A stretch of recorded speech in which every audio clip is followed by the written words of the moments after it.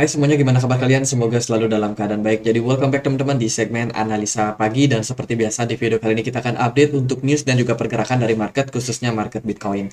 Jadi teman-teman, kita sudah mengakhiri bulan September ya. Kita udah masuk ke bulan yang baru teman-teman. Bulan yang baru biasanya atmosfernya baru, suasana perdagangan market pun juga cenderung baru.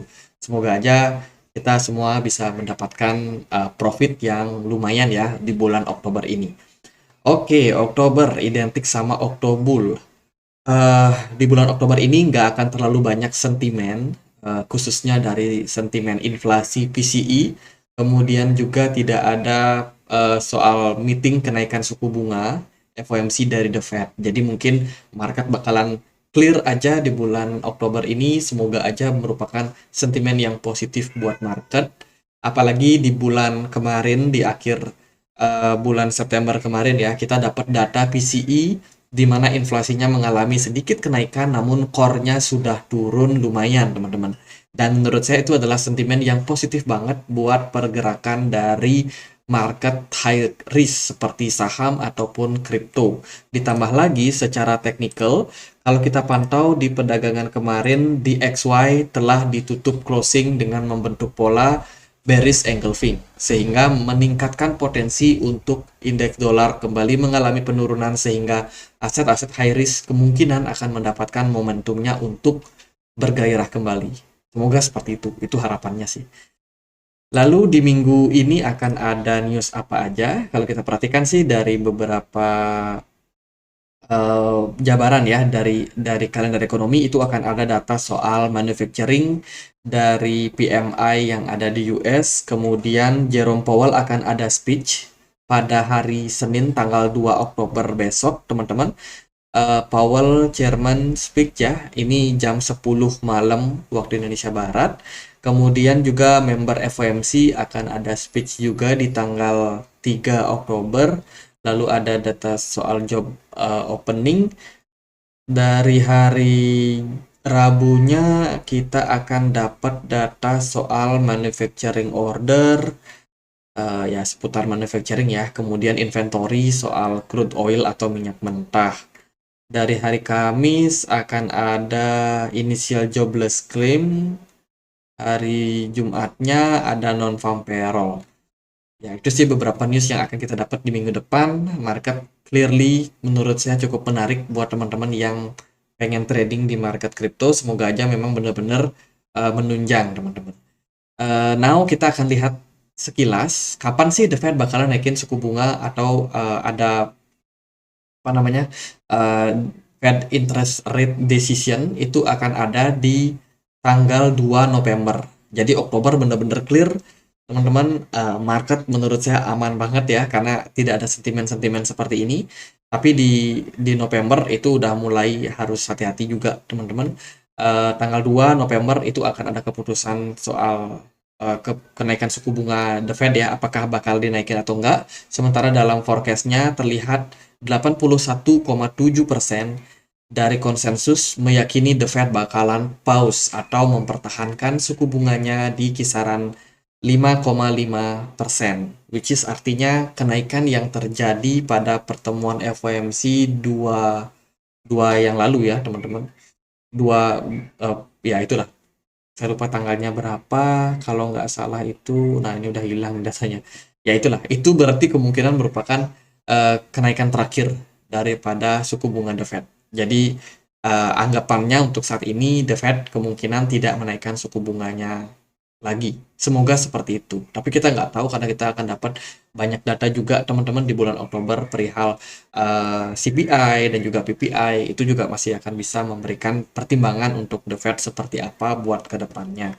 Semoga aja suku bunga nggak dinaikin lagi ya, sehingga buat teman-teman yang mungkin udah lama nyangkut di market crypto bisa bernapas lega, karena mungkin kita tinggal menunggu aja The Fed akan pivot atau berbalik arah, teman-teman. Dari sebelumnya menaikkan suku bunga, kemudian pausing cukup panjang, setelah dirasa inflasi turun, maka segera diturunkan kembali, karena memang dari perusahaan-perusahaan juga pasti nggak akan tahan kalau suku bunganya terus-terusan tinggi. Mereka akan sulit buat ekspansi bisnis. Dan perekonomian pun akan kembali bergairah ketika The Fed memulai menurunkan suku bunga untuk kedepannya. Kemudian dari news yang ada di market itu baru aja PayPal ini meluncurkan yang namanya hak paten ya, hak paten terhadap pembelian, perdagangan, penjualan NFT di sistem pembayaran mereka. PayPal melihat NFT ini menjadi sebuah potensi dan market yang tentunya mereka bisa maksimalkan.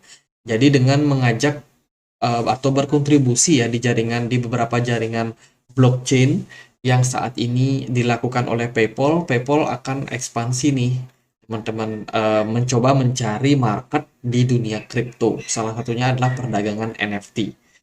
Menurut saya ini menarik karena PayPal sendiri merupakan perusahaan yang memang menawarkan layanan pembayaran. Kemudian mereka udah masuk ke NFT, berarti mereka melihat nih sebuah potensi yang ada di sana. Jadi ini suratnya ya untuk hak patennya, teman-teman. Lalu kita lihat dari beberapa news. SEC move to again delay spot Bitcoin ETF from BlackRock, Valkyrie, and Bitwise. Jadi beritanya SEC memang masih menunda yang namanya persetujuan dari beberapa hedge fund perihal uh, ETF Bitcoin. Tapi yang mengejutkan adalah Bitwise announced Ethereum ETF launch on 2 Oktober. 2 hari lagi. Besok teman-teman, besok Bitwise sudah bisa memperdagangkan Ethereum ETF. Wow, ini sebuah berita yang sangat-sangat menggemparkan ya. Wah, kenapa nih? Kenapa yang di-approve adalah Ethereum? Kenapa bukan Bitcoin dulu? Kalau kita lihat sih dari pemberitaannya, menurut saya ini merupakan sebuah langkah yang bisa dibilang kemajuan ya, teman-teman. Bitwise Management telah merevisi spot Bitcoin-nya. Aplikasi yang diperdagangkan di bursa ETF mengkonfirmasi bahwa memperdagangkan 2 Ether atau ETH berjangka, teman-teman, pada 2 Oktober. Perusahaan telah mengungkap bahwa perdagangan dijadwalkan dimulai untuk Bitwise Ethereum Strategy ETF dan Bitwise Bitcoin and Ethereum Equal Weight Strategy ETF. Wah, namanya panjang banget ya, teman-teman. Jadi ada 2 produk ETF yang bisa diperdagangkan oleh Bitwise. Bitwise sendiri menyatakan bahwa langkah ini memungkinkan investor untuk mengakses masa depan di Chicago Mercantile Exchange Ether. Jadi khusus untuk perdagangannya itu bisa dilakukan di sini, teman-teman. Chicago Mercantile Exchange Ether Futures. Wah, panjang banget namanya. Jadi itulah, teman-teman. Jadi belum tersedia di semua negara ya, teman-teman. Negara bagian Amerika Serikat. Jadi ini sebenarnya keputusan yang bisa dibilang sangat-sangat mendadak di tengah dengan isu Amerika Serikat ini bakalan shutdown. Jadi sudah ditunda, tapi beritanya sih untuk shutdown Amerika Serikat kabarnya ini kayaknya udah mulai menemukan jalan tengah, teman-teman. Jadi US House of Representatives consider bill to avoid governance shutdown. Jadi berita terbarunya, nah ini berita terbarunya, DPR Amerika Serikat melakukan pemungutan suara untuk mengesahkan rencana undang-undang pendanaan agar pemerintah tetap buka selama 45 hari lagi. Jadi ada rancangan undang-undang yang sudah ditandatangani, teman-teman, tapi hanya berlaku sampai 45 hari lagi. Jadi drama daripada US shutdown ini masih akan terus bergulir sama seperti kemarin platform hutang ya. Ini dramanya masih ada. Jadi DPR sudah melakukan pemungutan suara dan hanya menunda sampai 45 hari lagi, dan di sana nanti bakalan ada keputusan, teman-teman. RUU akan membuat pemerintah tetap buka sampai 17 November aja dan mencakup pendanaan berencana senilai 16 miliar US dollar. Nah, jadi perihal shutdown ini bukan pemerintah Amerika Serikat itu kolaps atau bangkrut atau ditutup, teman-teman. Tapi yang disebut shutdown ini adalah di mana pemerintahan eksekutif dan juga legislatif, which is itu presiden sama DPR, itu belum menemukan kesepakatan perihal berapa nih mereka punya budget untuk tahun-tahun ke depannya, berapa mereka punya anggaran pendanaan, teman-teman. Jadi itu belum dapat keputusan sehingga itu diistilahkan sebagai shutdown. Jadi bukan pemerintah Amerika Serikat yang tutup ya, apalagi negara Amerika Serikat bangkrut. Bukan seperti itu maksudnya. Tapi ini hanya soal belum mendapatkan kesepakatan berapa nilai dari pendanaan atau rencana pendanaan, atau mungkin kalau di Indonesia APBD ya istilahnya. Nah, itu belum dapat kesepakatan. Itu sih sebenarnya. Jadi kalau teman-teman lihat berita, wah ini Bitcoin bakalan collapse karena US shutdown, itu abaikan aja, itu clickbait biasanya teman-teman. Jadi itu mirip lah seperti kasus platform hutang yang ujung-ujungnya di approve juga meskipun sempat ditunda sampai deadline ya. Jadi memang suka nunggu sampai deadline nih Amerika Serikat. Kemudian ada berita dari founder Three Arrow Capital yang collapse. Teman-teman, kabarnya sudah ditangkap ya. Jadi Susu ini adalah salah satu CEO atau pendiri dari Three Arrow Capital yang akhirnya perusahaannya bangkrut, teman-teman. Itu ditangkap di Changi Airport, Singapura. Jadi di bandara ya, digerebek teman-teman, karena mereka sudah bisa dibilang lari dari pemanggilan kepolisian, teman-teman, untuk menyelidiki kasusnya. Jadi kasus Three Arrow Capital itu merupakan kasus yang sempat menggemparkan dunia kripto. Keterlibatannya dengan beberapa proyek perusahaan kripto besar telah menciptakan efek domino yang membuat sentimen negatif pada kripto secara umum. Jadi buat teman-teman yang belum tahu ya, di tahun lalu, di 2022 itu ada crash yang sangat-sangat parah. Dimulai dari keruntuhan beberapa platform DeFi, kemudian diikuti juga sama Terra Luna, terus ini collapse, Three Arrow Capital, terus ada FTX yang akhirnya collapse. Jadi ini benar-benar kayak multiplier effect gitu, teman-teman. Efek butterfly ya, butterfly effect, di mana satu collapse itu mempengaruhi yang lain, dan salah satunya ya Three Arrow Capital ini sebagai venture capital atau perusahaan yang tugasnya memberikan pendanaan untuk banyak sekali project-project di belakangnya, termasuk project crypto, teman-teman. Nah, karena perusahaan ini collapse ya kan, itu menyebabkan ya kerugian, teman-teman, kerugian untuk para investor. Dan teori-teori yang bertebaran di market itu banyak banget. Tapi secara umum, mulai banyaknya rumor yang bermunculan bahwa Three Arrow Capital itu akan bangkrut karena perusahaannya menerapkan teori super cycle. Dengan target yang terlalu tinggi, maka kemungkinan besar Three Arrow Capital menjadi tidak siap untuk menghadapi kesalahan target. Dan juga waktu itu ada penurunan harga ya dari kripto. Pada 15 Juni 2022, Susu menanggapi rumor tersebut. Ia menyatakan perusahaan sedang menghadapi kasus kekurangan dana.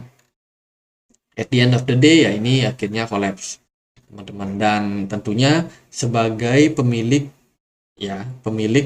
tentunya mereka bakalan dimintai keterangan oleh kepolisian untuk diselidiki seperti apa kasusnya. Dan itu kabur, teman-teman. Nah, sekarang udah ditangkap. Semoga sih udah dapat titik terang ya. Mungkin kalau ada aset-aset yang masih bisa dilikuidasi, investor-investor yang kemarin dirugikan itu bisa dapat pemulihan. Semoga seperti itu. Bitcoin baru aja menutup, teman-teman, bulan September, dan kita masih akan mendapatkan closing time frame monthly-nya pada tanggal 1 Oktober ini. Berarti nanti jam 7 pagi ya, itu akan dapat closing time frame monthly. Dan September ternyata tidak terjadi, Bitcoin justru malah profit atau plus 4%, mendekati 4%, teman-teman, di penutupan September ini. Dan tentunya bulan Oktober akan membawa semangat baru, membawa harapan baru, karena bulan Oktober identik banget sama kondisi market yang bullish. Semoga seperti itu. Apakah teman-teman sudah menunggu nih? Apakah mungkin juga Oktober tidak menjadi Oktober tapi menjadi Oktober? Nah, itu juga bisa aja terjadi, teman-teman. Tapi yang pasti kalau dari saya melihat dari makroekonomi sudah menunjukkan tren yang positif, kemudian juga inflasi mengalami penurunan, kemudian juga ada ETF Ethereum yang di-approve. Jadi ibaratnya saat ini kondisi dari market sepertinya dalam posisi sentimen yang positif. Apakah itu akan berimpact sama market atau enggak? Yuk kita sama-sama untuk perhatikan seperti apa ke depannya. Oke, dari indeks dolar sudah jelas terjadi bearish engulfing. Kita tinggal tunggu aja konfirmasi di perdagangan besok apakah bakalan menarik atau tidak untuk market. Kemudian dari gold sudah nyungsep, teman-teman. S&P 500 pun juga masih dalam tekanan jual, tapi Bitcoin justru kembali ke level 27.000. Pada closing time frame daily di perdagangan kemarin, Bitcoin sama sekali tidak menunjukkan yang namanya pola pembalikan arah. Kemarin kita cuma create yang namanya candle spinning top, kayak gasing gitu ya, kayak gangsing. Eh, ini bukan merupakan sebuah candle konfirmasi pembalikan arah. Jadi ada yang bilang, wah ini Bitcoin double top. Menurut saya masih perlu ditunggu nih sampai ada candle pembalikan arah, mungkin baru kita akan cukup confidence kalau Bitcoin kemungkinan akan turun. Tapi untuk sekarang sih masih belum ya. Semoga aja memang Bitcoin masih bakal kuat. Selain itu, dari pertimbangan lain, bila kita lihat di time frame monthly, pergerakan Bitcoin juga tidak menunjukkan tren pembalikan arah. Jadi koreksi yang terjadi pada Bitcoin sejak bulan Juli kemarin, Juli Agustus koreksi, sekarang ada sedikit candle hijau di bulan September ini dengan kenaikan kurang lebih 4%. Menurut saya masih belum cukup kuat soal kenaikan Bitcoin ke depannya. Apakah bakalan lanjut rally lagi atau justru malah enggak. Sementara dari posisi volume perdagangan Bitcoin terus mengalami penurunan. Ditambah sama smart money yang juga sempat naik tapi sekarang udah kembali melandai. Jadi istilahnya untuk jangka panjang saya sendiri masih belum terlalu confidence Bitcoin masuk bull run. Tapi bukan berarti juga Bitcoin bakalan crash karena bear market. Itu belum tampak ya dalam pergerakan harganya. Sementara kalau kita lihat dari time frame weekly, pergerakan Bitcoin menurut saya cukup menarik. Bitcoin mampu mempertahankan level area supportnya di kisaran 25.000 dan sekarang bisa balik ke 27.000. Menurut saya menunjukkan bahwa Bitcoin ini masih cukup kuat nih dipertahankan untuk harganya. Semoga aja pergerakan Bitcoin bisa kembali memberikan positif ya teman-teman. Tapi saya tetap harus punya planning juga bila mana Bitcoin tidak bergerak sesuai dengan ekspektasi. Saya sendiri masih lihat Bitcoin ada peluang untuk menyentuh level 24.000. Mungkin ini tidak terjadi di bulan Oktober, bulan November atau Desember mungkin masih akan berpeluang untuk hal tersebut bisa terjadi. Apalagi kita belum masuk ke fase bull run ya. Ini baru masuk ke fase pre-bull run. Jadi kemungkinan Bitcoin koreksi-koreksi itu juga masih akan bisa terjadi. Kalau kita lihat dari struktur pergerakan Bitcoin, di sini ada higher high Bitcoin yaitu di kisaran 30.000, 31.000. Selama Bitcoin belum mampu naik di atas level tersebut, kita masih akan dihantui sama kemungkinan Bitcoin membuat higher low. Jadi kalau Bitcoin membuat higher low, ekspektasi saya ya Bitcoin turun lagi dong ke kisaran 24.000 atau di 22.000. Jadi nggak dalam-dalam lah teman-teman. Itu sih sementara belum ada indikasi bullish ataupun indikasi bearish yang berarti. Namun kalau kita lihat dari pergerakan time frame yang kecil seperti 4 jam ini, menurut saya pergerakan Bitcoin masih cukup menarik. Dari volumenya masih cukup aktif, atraktif, kemudian juga dari smart money juga masih terbilang antusias. Jadi anggapannya untuk posisi sekarang, Bitcoin dan kawan-kawan saya rasa akan sangat-sangat menarik. Selain Bitcoin, akan ada altcoin juga nih yang juga cukup menarik. Pertimbangannya adalah BTC Dominance yang sudah mengalami kemerosotan sejak 21 September terakhir sampai sekarang terus mengalami penurunan. Ini memberikan sentimen yang bagus untuk beberapa altcoin. Ethereum bahkan sudah membuat pola Adam and Eve dan sementara ini lagi berpeluang untuk ngetes area support di kisaran 1660-an. Kalau bisa dipertahankan level support tersebut, maka potensi untuk Ethereum masih bisa naik sampai kisaran 1765, teman-teman. 1765 dolar. Kalau ya, ini kalau dia mampu mempertahankan level support ini. Kalau aku lihat dari volumenya cukup oke, kemudian smart money juga masih ada di market. Beberapa koin juga menarik, GRT juga kemarin menunjukkan tren peningkatan kenaikan ya. GRT menarik untuk dipantau. Kemudian juga ada Kaspa yang beberapa waktu sempat turun, tapi sekarang volume smart money-nya mulai naik lagi. Selain itu ada Solana juga nih yang naik lumayan signifikan, dan Solana membentuk pola inverted cup and handle, sorry, inverted head and shoulders. Matic, em, Matic, oke, Matic masih menarik. Dia ada pola ascending channel nih teman-teman yang belum di break, ya, yang belum di breakout. Jadi menurut saya masih bisa dipantau lah, tapi belum ada indikasi kuat untuk Matic bullish. Ya itu ya beberapa altcoin yang mungkin cukup menarik. Jadi menurut saya bulan Oktober ini akan menjadi momentum untuk Bitcoin mendapatkan kenaikan. Semoga aja terrealisasi. Dan bagaimana menurut kalian? Itu sih teman-teman kalau kita lihat dari kalender ekonomi dan juga sentimen yang ada di market kripto, dan semoga video ini bisa bermanfaat buat kalian. Teman-teman, kita punya komunitas diskusi di Telegram di mana aku selalu update untuk news-news terbaru di dunia kripto, termasuk sentimen-sentimennya juga ya. Nggak cuma bahas soal Bitcoin, tapi juga ada seperti ini, Valkyrie yang membatalkan pembelian kontrak ya Ethereum ETF. Kemudian juga ada futures dari FunEgg yang akan diterima teman-teman, karena ya ini FunEgg ya salah satu hedge fund juga yang bakal menawarkan Ethereum strategi ETF yang bakalan hadir teman-teman. Jadi ada banyak sentimen juga yang aku post di komunitas Telegram. Buat teman-teman yang punya akun Telegram yang mau dapat update informasi terbaru bisa langsung join. Untuk linknya ada di kolom deskripsi. Gitu aja guys, happy weekend. Semoga bisa bermanfaat dan cuan di bulan Oktober ini. Akhir kata saya Andre, makasih.